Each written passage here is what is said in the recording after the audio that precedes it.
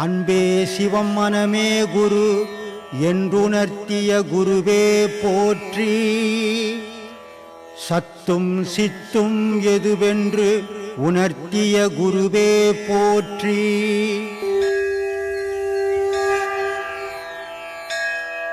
அது கடவுளுக்கு வேண்டுதல்கள் செய்கிறாங்க சாமி. அதே தான் இப்போ கேட்ட கேள்விதான். அழகு குத்திக்கிறாங்க, தீ மிதிக்கிறாங்க, இப்படி தன்னைத்தானே வர்த்திக்கிறாங்க, கஷ்டப்படுறாங்க ஃபிசிக்கலாக, அதாவது உடம்பு ரீதியாக. இப்படி உடம்பு ரீதியாக கஷ்டப்படுறதுனால கடவுளை பார்க்க முடியுமா, இல்லை மன ரீதியாக கஷ்டப்படணும்? ஒன்னே பார்க்க முடியாதுப்பா. இது ஒரு மதத்தில் இல்லை, எல்லா மதத்திலையும் இருக்குது. இப்போ போன மாதம் மொத்த பல்லன் வண்டி என்ன போச்சிருங்க, இயேசு வந்து எழுப்பாருன்னு பத்துக்கு நான் பார்த்தியா போயிட்டான். இயேசு வந்து எழுப்புவார போனவர் தான். இது மூடத்தனம், மொட்டுத்தனம். அதே மாதிரி முஸ்லீமில் அந்த இந்த பண்டிகை வரும், அந்த பந்தத்தில் அடிச்சுப்பாங்க, உடம்பெல்லாம் ரத்தம் ஆகிடும். அதே மாதிரி இந்துக்களில் வேலு குத்திக்கிறான், காவடி எடுக்கிறான், உடம்பெல்லாம் வேலு குத்துன்னு தேர் வச்சு போகிறான். இதெல்லாம் வந்து இவங்க ஒரு வெறி. ஆனால் இதுக்கும் தெய்வத்துக்கும் சம்பந்தம் கிடையாது. தெய்வம்ன்றது புனிதமானது, தெய்வம்ன்றது அமைதியானது.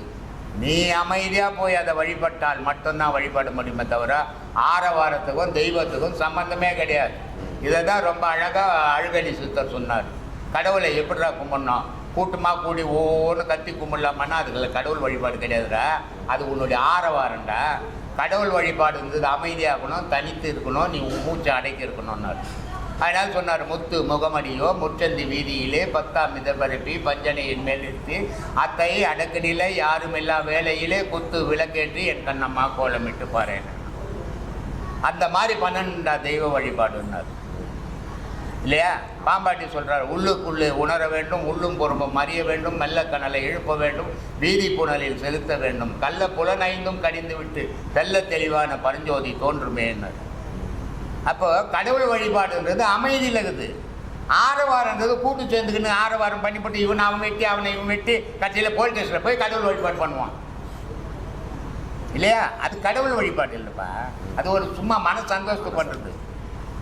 நல்லா தண்ணி அடிக்கிறது, ஓ ஆன்னு கத்துறது, இருக்கிற ஆடு மாடெல்லாம் இவன் வாய் ருச்சிக்கு வெட்டுறது. கடவுள் கேட்டது, கடவுள் சொல்லுது, உன் உடலில் ஒரு பீடி நெருப்பு பட்டா நீ எப்படி துடிக்கிறடா, அது மாதிரி தானேடா இன்னொரு உயிர் குடிக்கும். அதை ஏன்டா யோசிக்க மாட்டேன், மனிதன் சொல்கிறிய, நீ மிருகமாடான்னு கேட்குறான் கடவுள். ஆனால் இவன் மிருக மாதிரி வாழ்ந்துக்குன்னு அப்புறம் நான் மனிதன் சொல்லிக்கிறதுல என்ன பிரயோஜனம்? சிந்திச்சு பார்க்கணும். நம்மளே யாருமே சொல்ல வேணாயா, நம்மளே சிந்திச்சு பாரு. உன் புள்ள கழுத்து அறுப்பியா, கறி ஓனணும். உன் புள்ள கையை வெட்டிப்பியா, கறி ஓனன்ட்டு. ஏன்?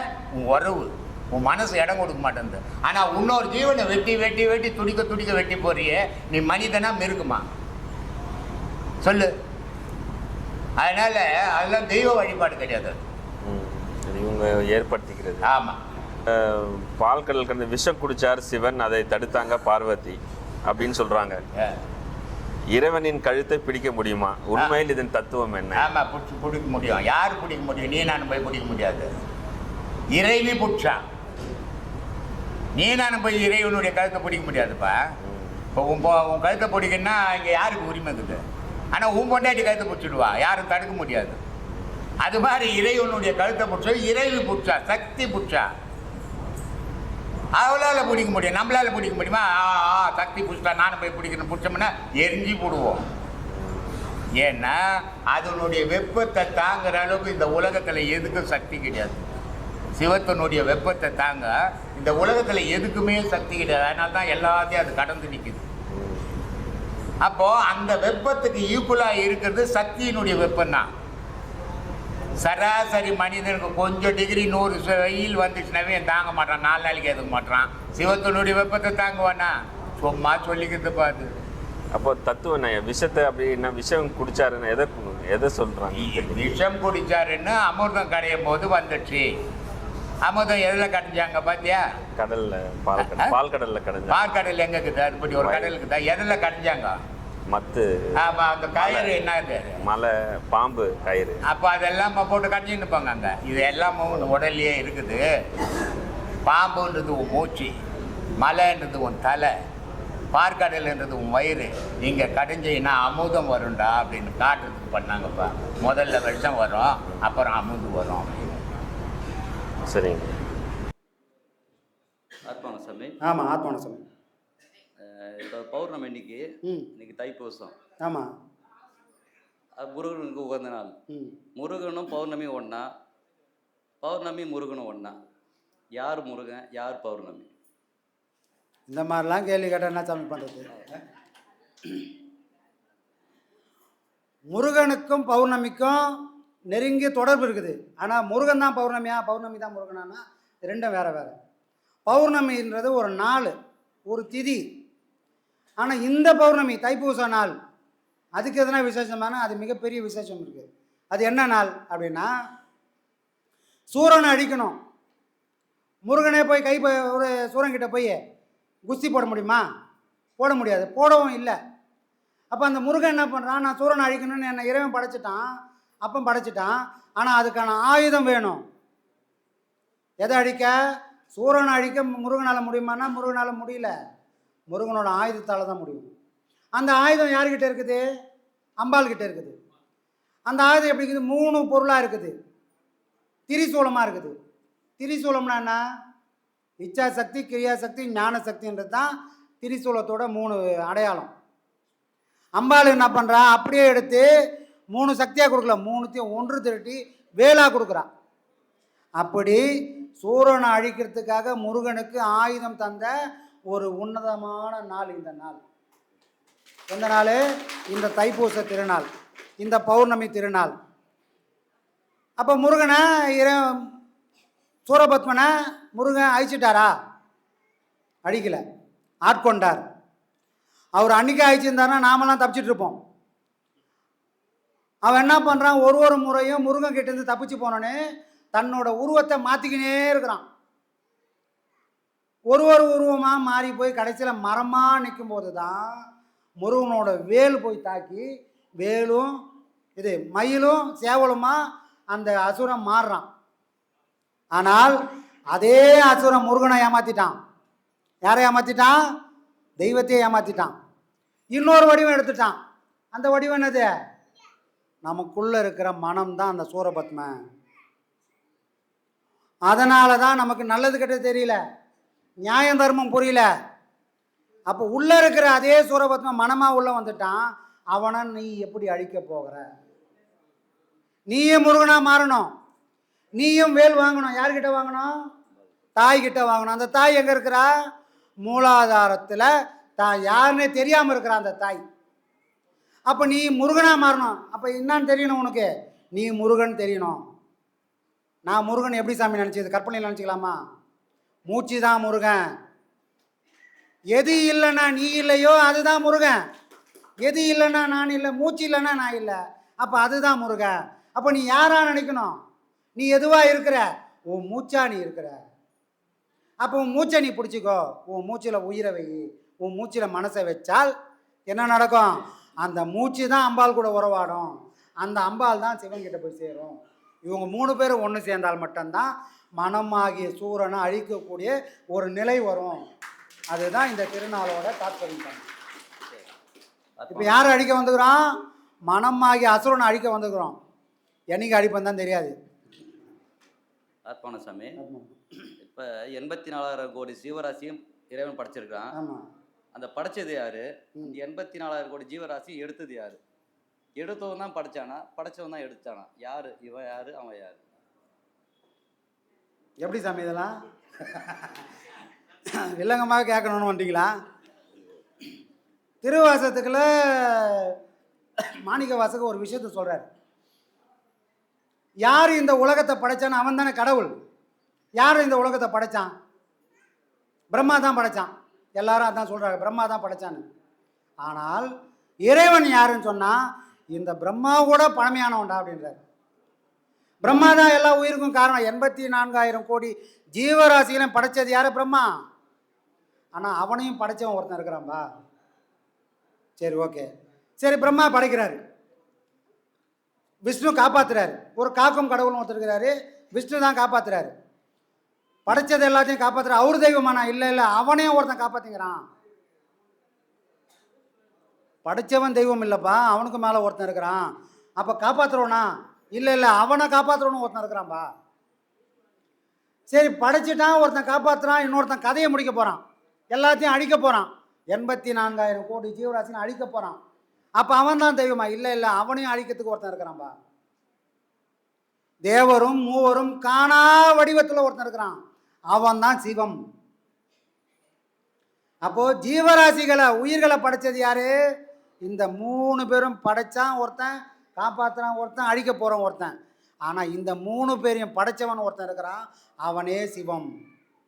எல்லாத்துக்கும் ஆதாரமான பொருள் யாரு? சிவம். நாம் யாரை கும்பிட்டுனுக்குறோம்? எவன் படைச்சானோ அவனை கும்பிட்டுக்கிறோம், எவன் காப்பாற்றுறானோ அவனை கும்பிட்டுக்கிறோம், எவன் அடிக்க போகிறானோ அவனை கும்பிட்டுக்கிறோம். ஆனால் இவன் 3 பேருக்கும் சாட்சியாகவும் இவன் 3 பேருக்கும் ஆதாரமாகவும் ஒருத்தன் இருக்கிறான். அவனை நீ கும்பிட முடியாதுப்பா, உணர்ந்தால் மட்டும்தான் முடியும். அவனை நீ படத்தில் போட்டு காட்ட முடியாது, இவர் தான்ப்பா சிவன் சொல்ல முடியாது. அதனால தான் ஐயா சொன்னார், சிவனை யாரா பார்த்தா? யாரா பார்த்துக்க முடியுமானா? இல்லை. ஏன்னா அவரும் பார்க்கல. என்ன சாமி இது அநியாயம், அவர் எப்படி பார்க்காம இருப்பார்? அவரும் சிவனும் பார்க்கல, அவரே அவர் பார்த்துட்டார். அவர் பார்த்தா என்ன ஆகும்னா, அப்போ தான் இந்த சீவன் அழியக்கூடிய இந்த ஜீவன் சிவமாக மாறி நிற்கும். அப்போ தான் எனக்கு பிறவி இல்லை, முக்தின்றது மோட்சமாக நிற்கும். அப்போ கடவுள் யார்? படைச்சது யாருன்னா ஒரே பொருள், ஏக பொருள், சிவபெருமான் மட்டும்தான். மற்றது எதுவுமே இந்த உலகத்தில் உயிர்களை எதையும் படைக்கவே இல்லை, எல்லாம் அதோட வேலையை செஞ்சுட்டு இருக்குது. அப்புறம் நைட்டில் நம்ம தூங்குறோம், புலனும் தூங்குது, உடலும் தூங்குது, மனம் மட்டும் ஏன் தூங்க மாட்டேங்குது? அதுதான் நம்ம வாங்கின்னு வந்த வரோம். அப்படி தூக்கம்னா என்னன்னு தெரியல, விழிப்புன்னா என்னன்னு தெரியல, கனவுனா என்னன்னு தெரியல. கனவு ஏன் வருது? நான் தூங்குறதுக்கு தான் போனேன், ஆனால் அங்கே தூக்கம் வரல, ஒரு போராட்டம் மட்டுமே. இந்த போராட்டம் தான் கனவாக இருக்குது. ஏன் வரல? என்ன நடக்குது அங்கே? அதை யாரை வச்சு தெரிஞ்சுக்கலாம் அப்படின்னா ஒரு விவசாயி வச்சு தெரிஞ்சுக்கலாம். நமக்கு ஏன் தூக்கம் வரல, எது தூக்கம், கனவுனா என்ன, நினைவுனா என்னன்றது யாரை வச்சு தெரிஞ்சுக்கலான்னா ஒரு விவசாயியை வச்சு தெரிஞ்சுக்கலாம். ஒரு விவசாயி காலையில் எழுந்துட்டார், அவர்கிட்ட இருக்கக்கூடிய பொருட்களை மாட்டு வண்டியில் ஏற்றுறாரு, மாட்டு வண்டியில் ஏற்றிட்டு மாட்டை வண்டியில் கட்டுறாரு. இவங்க 3 பேரும் எங்கே போகிறாங்க? சந்தைக்கு போகிறாங்க, ஏற்றின பொருளெல்லாம் விற்கிறாங்க. இப்போ திரும்பவும் வீட்டுக்கு வராங்க. வீட்டுக்கு வந்த உடனே என்ன பண்ணுறாரு? முதல்ல யார் இறங்குவா? யார் சாமி இறங்குவா? வண்டிக்காரன் தான் முதல்ல, விவசாயி முதல்ல இறங்கிட்டாரு. அதுக்கப்புறம் என்ன பண்ணுவார்? மாட்டை அவுத்து அது இருக்க வேண்டிய இடத்துல எடுத்து போய் கட்டிடுவார். வண்டி எடுத்து போய் எங்கே இருக்கணுமோ அங்கே எடுத்து போய் விட்டுடுவார். புரியுதுங்களா? நான் தூங்க போகும்போது வண்டியான இந்த உடம்புக்கும் மாடான இந்த மனசுக்கும் உறவு இருந்தால், இதை கொஞ்சம் கற்பனை பண்ணி பாருங்களேன்.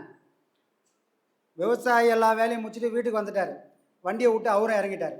இவர் மட்டுமே இறங்கி தூங்க போயிட்டார். வண்டிக்கும் மாட்டுக்கும் உறவு பிரிக்கலை. இப்போ இந்த 2 பொருளும் தூங்குமா? தூங்காது.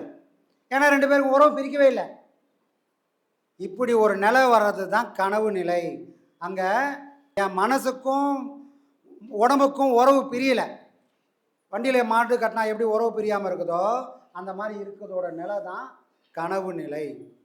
நான் உண்மையிலே புத்திசாலியான ஆளாக இருந்தால் என்ன பண்ணுவேன்?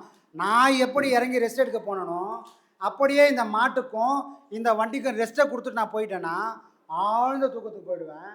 அதுதான் உண்மையான தூக்கம். ஆனால் நம்ம என்ன பண்ணுறோம்? மாட்டோடு உறவாடுறோம், வண்டியோடு உறவாடுறோம், ஆனால் பிரித்து கட்ட தெரியல. அதோட வேதனை தான் நமக்கு கனவாக வருது. உண்மையிலே இங்கே இருக்கிற யாரும் நிம்மதியாக தூங்கதே கிடையாது. யார் சாமி நிம்மதியாக தூங்கந்து? இப்போ தான் படுத்தேன், எப்படி பொழுது வந்ததுன்னே தெரில, அப்படிப்பட்ட தூக்கம். தூங்கி எழுந்த உடனே நான் ஃப்ரெஷ் ஆகிட்டேன், 10 பேர் பலம் வந்துச்சுன்னு நம்ம யாராவது சொல்கிறோமா? ஒருத்தர் கூட சொல்ல. அப்போ என்னென்ன அர்த்தம்? யாரும் வண்டிக்கும் மாட்டுக்கும் சம்மந்தத்தை பிரிக்கலை, உடம்புக்கும் மனசுக்கும் உறவு பிரிக்காமலே தூங்குகிறோம், பிரிக்காமலே எழுந்துக்கிறோம், அதனால் சோர்ந்து போகிறோம். புரியுதுங்களா? அப்போ நாம் தூங்க போகும்போது நாம் என்ன பண்ணோம்? நிம்மதியாக ஒரு ப்ரேயர் பண்ணணும். இந்த உடம்பு நான் எல்லாம் செய்யறதுக்கும் துணையாக இருந்த உடம்பு நிம்மதியாக தூங்கட்டும். இந்த மனம் நான் எதெல்லாம் நினச்சேனோ அதெல்லாம் சாதிக்கிறதுக்கு இந்த மனம் எனக்கு உதவிச்சு. மனமே நீ கொஞ்சம் அமைதியாக தூங்கு. ஏன்னா இவங்க 2 பேர் தூங்கினா தான் நானும் நிம்மதியாக தூங்குவேன். அதனால் சுயநலத்தோட இவங்க 2 பேருக்கு நான் வேண்டிக்கணும். வேண்டிக்கினா இந்த வேண்டுதல் என்னாகும், நாளாக நாளாக நாளாக 2 பேரும் நிம்மதியாக தூங்க ஆரம்பிச்சிடுவாங்க. அப்போ மட்டும்தான் கனவு இல்லாத ஒரு தூக்கம் வரும். அது மட்டுமே தூக்கம், மற்றதெல்லாம் ஒரு ஏமாத்து வேலை. தூங்கின மாதிரி தூங்கி ஏந்துக்கிறேன், தூங்கவும் இல்லை. புரியுதுங்களா? இவ்வளோ விஷயம் இருக்குது சாமி.